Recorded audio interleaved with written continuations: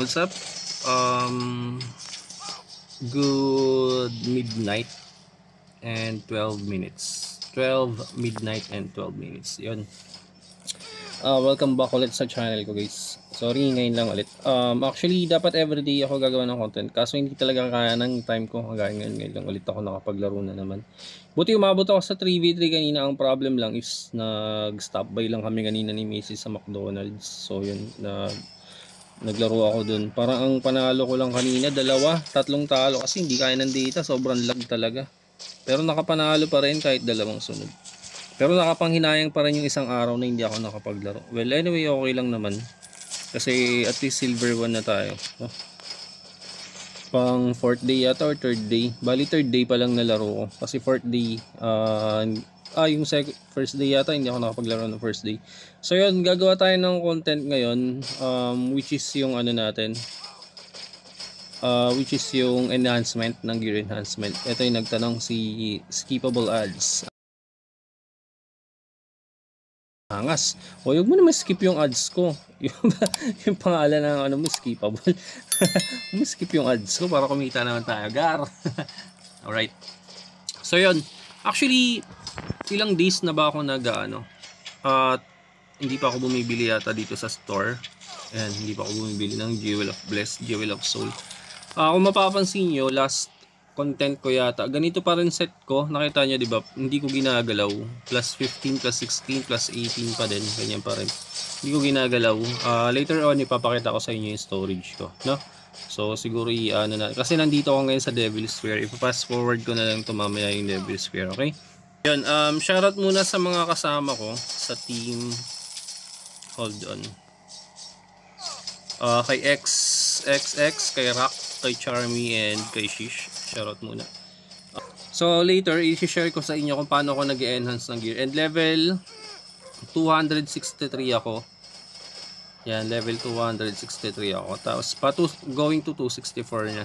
Tapos kung mapapansin nyo, actually hindi ako nagra-rush ng level ko. Kasi gusto ko lang muna ma-feel yung ano, essence ng pagiging low level mo, pero nakakapagsuot ka na ng matinong set, di ba?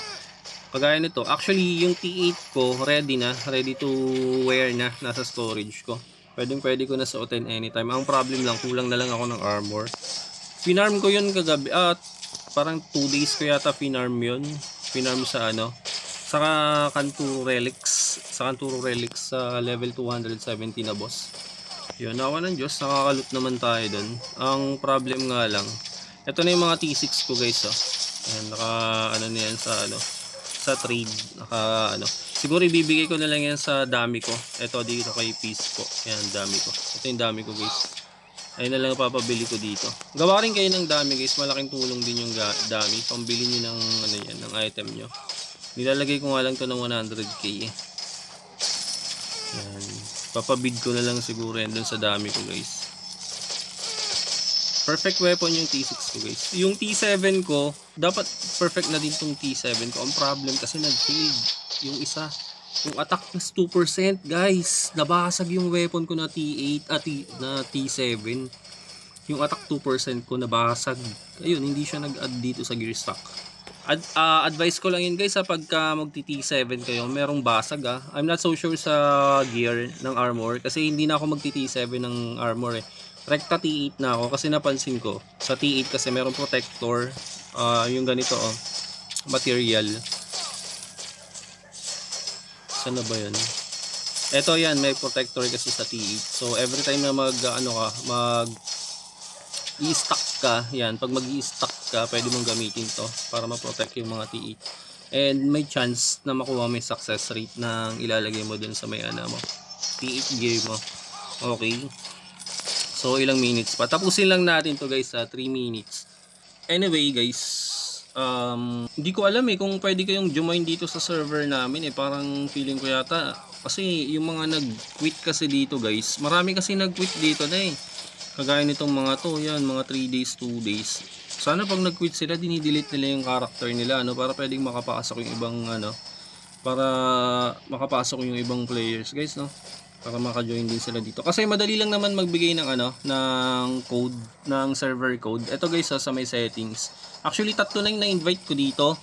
Hindi ko lang alam kung anong IGN nila. Hindi ko lang alam kung ano yung IGN nila. 3 or mas marami pa akong na-invite dito. Hindi ko lang alam kung ano yung mga IGN nila. Basta marami na ako na-invite dito. Ito. Yan, dito. Punta ka sa may invite, tas click mo yung generate. Yan, generate. Tas may lalabas dito na invitation code dito, dyan, sa bar na yan, sa black bar na yan. Lalabas yung invitation code, tas yun yung ika-copy paste mo dun sa i-invite mo, isa-send mo sa kanya, tas yun yung ipipaste niya dito. Ipipaste niya dun sa create character niya para makagawa siya ng account. Ang problem lang, hindi ako sure guys kung makakagawa pa kayo ng account dito sa sa server namin na S242 kasi hindi nag-delete account yung yung mga nag-leave dito. So ang possibility na lang. Actually gusto ko pa nga gumawa ng isang dummy para sana dalawa yung dummy ko, no. Kasi ang laking tulong ng isang dummy, guys. Parang everyday kahit 55 pesos lang yung tinapap mo sa dummy mo. Makakatulong siya sa everyday. Parang nakaka-generate siya ng 100k or above na muk kahit naka-EFK lang siya sa may gold. Naka-generate siya ng ganun, no? Tuturo ko sa inyo kung paano yun, okay? Kung paano yung ginagawa sa mga dummy sa susunod na video natin, alright? Tapos na kami mag-DS. 2 times, hindi, wala na akong 2 times claim, ubos na yung 2 times claim. Yan na lang. Leave na tayo sa team and then punta na tayo dun sa field boss. Dito ako nag-farm, guys, dito. Punta muna tayo ng storage. So yun, ito ibibigay ko na yung tips, no, guys, kung paano mag-enhance ng mga ng gears nyo. Actually, yung pag-enhance ng gears, guys, walang technique dyan talaga. Tips and tricks lang, yun, ganun lang. Pero walang technique sa pag-enhance. Nakasalalay pa rin yun sa swerte mo, guys. Tip and tricks lang talaga. Okay, bilhin muna natin to. 2, 3, 4, 5. Yan, kunin muna natin to. Everyday yan. Every 12 midnight nagre-reset yan. Yan, kunin mo lahat to. Huwag ka mag-miss na hindi kunin yan. Ito okay lang kahit iwan mo na yan kasi 200 lang yan. Okay, punta tayo ng storage. Kung mapapansin nyo, parang last video ko, hindi pa ako nag-enhance. Ito pa rin at ito yung ko, yung plus ko. Pero yung weapon ko nag-iba na, Yan, nag-iba na. Ito ang mahalas nito, nakakasaro. Dapat ASP dito, mab-attack yung lumabas, 'di ba? Ginamitan ko na lang sana ng Dias eh. May Dias ako eh, 200, 'di ba? Hindi ko ginamitan. Kumbaga nagbaka sakali tayo sa swerte, guys. So 'yun, ito na guys. Ito na yung tips and tricks ko paano ako mag-enhance ng ng gears ko. So, kung makikita nyo, level 264, naka plus 80, plus 15, 16, may 17, diba? Ito kakakuha ko lang kanina. Kanina lang ako sinipag, guys. kanina ko lang pinansin to kasi ilang araw ko nang di pinapansin yan dito sa may quest, diba? Sa taas, nandyan yung sa taas. Sa quest, hindi ko pinapansin. Tapos hindi ko pa siya in-enhance. Nilagay ko lang as plus 7. Kasi all goods pa naman, nakapag-farm pa naman ako sa relic. So, hindi naman ako na mamatay doon kahit sa level 270. Sasampulan ko kayo mamaya. Naka-EFK lang ako doon. And T6 lang nabutaw yung gamit ko. Ayan, Ayan, T6 lang nabutaw yan, guys. Okay? So, yun. Na-open ko na yung storage ko, guys. Ito yung ginagawa ko. Tips and tricks to para sa inyo. Kung paano ako mag-gear enhance. So, makinig kayong mabuti kasi matututunan nyo to. Especially kung F2P kayo, makinig kayo kung F2P kayo. And kung halimbawa, baguhan pa lang kayo sa MMORPG, medyo pa kayo, bagi-bagito pa kayo sa pag-enhance ng item nyo, which is, halimbawa, sasample lang ko na lang kayo. Hindi na ako magbabanggit ng IGN. Hanap tayo ng mataas na level sa world. Mataas na level sa world. Hanap tayo ng mataas na level sa world.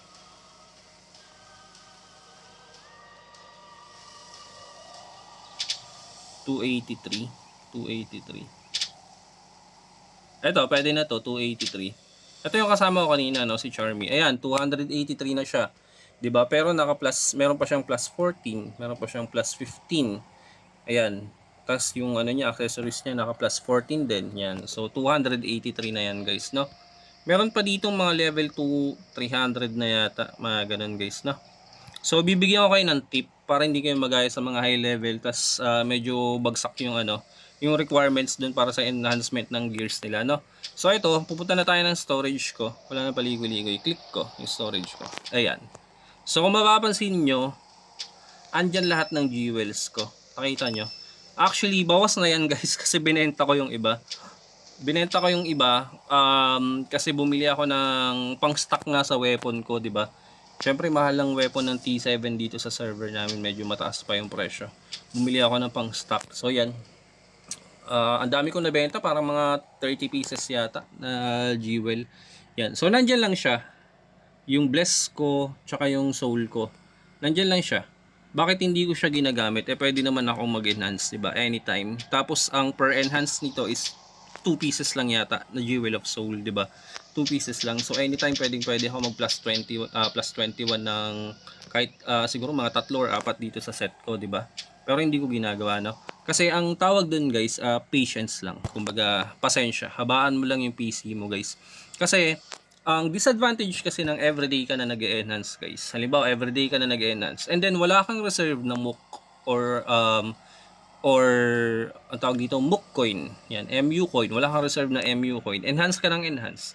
Nag-failed. Tapos hindi mo binabasa sa Forge na let's say plus 15 to. Tapos in-enhance mo ngayon, nag-failed. Babalik yan ng plus 13 guys. Ayan, if failed, goes back to level 13. Tandaan nyo na ang enhancement ng isang weapon or gear is merong bracket. Okay? Kagaya nito. Pag clinic ko to at hindi to nag-enhance at nag-failed, babalik siya sa 17. Okay? Pero safe na siya dun sa 17. Okay, lagi nyo babasahin yung ilalim guys before kayo mag-enhance, okay?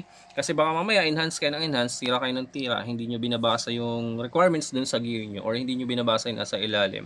Ayun, babagsak at babagsak yung ano nyo, item nyo. Kagaya nitong wing ko, ito yung pagkakamali ko guys. Check ko lang. Ay, hindi ko pa pala ginagawa yung carriage ko guys. Siguro bukas na guys, wala na akong time. Papahinga na ako after nito eh. Ito, yung 45 di ko pa ginagawa. Ito, may attempts pa ako. Ang natapos ko kasi kanina is yung 43 and 44. Ito, baka bukas na to. Itong 45 or depende mamaya. Okay. Kasi feeling ko hindi ko pa yata kakayanin to, yung 45 pag trinay ko. Yan. So ganun lang guys. Ang tip ko lang sa inyo, tip and tricks lang to Pag mag-enhance kayo ng gear, kasi 5 jewel soul lang ang mabibili nyo everyday dito sa store. And kung meron man sa material dito sa may trade hall, suntok sa buwan. Yan, jewels. Dito sa server namin, I'm not so sure sa server nyo. Kasi malabong makabili ka everyday ng Jewel of Soul dito. Kasi suntok sa buwan lang din ang pag-loot ng Jewel of Soul. Siguro sa isang araw, buong magdamag ka mag-farm. Baka makadalawa or tatlo or isa ka lang, di ba? Ganon kahirap ma-loot ang Jewel of Soul. So, ang gagawin nyo guys, ipunin nyo lang everyday. Kung alam nyo na sapat naman na yung set nyo, yung gear nyo, na nakakapag-farm kayo sa pinaka-best site na kaya ng character nyo, goods na yun guys. Huwag nyo nang pilitin, okay? Huwag nyo nang pilitin. Kasi kapag nag-failed, enhance nyo ng gear nyo, mas masakit sa damdamin. So ang gagawin nyo, buying, Jewel of Soul, max price, low price. Kasi pag binenta mo yung Jewel of Soul yata, magkano ang isang presyo dyan, di ba? Parang ganito. Isang piraso niyan. Parang nasa 6 plus yata, di ba? Imagine that guys. Paano kung yung MOOC coin mo 60k lang, di ba? Jewel of Soul mo. Tas hindi pa umabot ng 10 pieces, tas puro failed na naman yung mangyari sa'yo. So, kailangan mong habaan yung pasensya mo, guys. So, ganun lang, guys, no? Okay, papakita ko na sa inyo. Punta na ako sa level 270 na Dreadford. Yan. Actually, hindi naman ako nawo-worry na i-PK nila ako dito. Ito, magmamaya tayo. If may available, guys. Kasi usually, pag ganitong oras, marami nagpa-farm. Kasi maraming graveyard sheep, lalo na pag mga Pinoy, di ba? Marami nagpa-farm. Hininaan ko yung yung BGM guys para marinig nyo ako. Sorry guys if masyadong mahaba yung video. Syempre para maunawaan nyo din yung mga sinasabi. And para sa inyo rin to. Lalo na kung free to play kayo guys. Ayan, dito ako nagpa-farm. Wala akong gamit na angel and wala rin akong gamit na Hindi ko ginagamit tong demon. Ginagamit ko lang yan guys kapag ka nagbo-boss hunt na ako. Yan, sa level 270 para mas mabilis pag nagbo-boss na ako. So yan, ito, naka-AFK ako sa Golden Dread Fear. Dito lang ako magdamag. Yan. Tsaka hindi ako nawo-worry sa mag-PPK guys kasi anytime pwede ako bumili ng bumili ng, anong pangalan nito? Ito, pwede akong bumili nito. Yan, anytime pwede akong bumili niyan. Later, try ko kung makakapag-farm ako later. So yun lang guys, sana may natutunan kayo sa video na to. And by the way, sa last video natin, salamat dun sa nag-comment. Hindi ko na matandaan yung IGN niya guys pero very thankful kasi wala akong sample ng skill shard na skill quartz na level 4 nun. Wala akong sample. Ang gagawin nyo pala, mali yung nailagay na sabi ko sa video nun guys. Sorry guys, sorry. My bad, tao lang tayo, nagkakamali din. Ang gagawin nyo pala, isa-salvage nyo yung red gear, isasabay nyo siya sa salvage. Yan, ganun. Para masalvage nyo siya and magkakaroon kayo ng 15 pieces na shard. Ilan na ba skill shard ko? 12 pieces pa lang. Yan. So yun lang guys. So thank you so much and huwag nyo kalimutan mag-like, mag-comment at mag-subscribe na rin sa channel ko para lagi kayo updated sa mga bago nating videos. Thank you so much. Good night guys.